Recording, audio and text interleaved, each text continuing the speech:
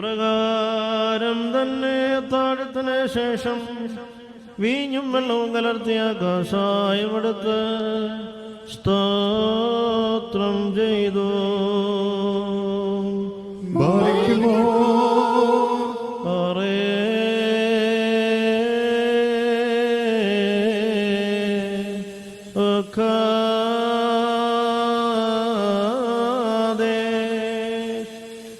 ശിഷ്യന്മാരായ പരിശുദ്ധ ശ്ലീഹന്മാർക്ക് നൽകിക്കൊണ്ട് അരുളി ചെയ്തു, നിങ്ങളെല്ലാവരും ഇതിൽ നിന്ന് വാങ്ങി പാനം ചെയ്യുവിൻ.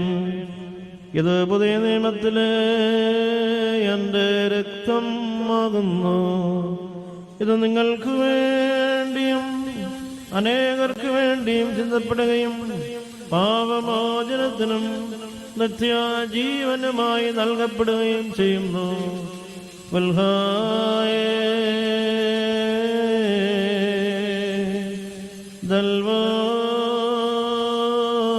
ദൽവാലം വൽമി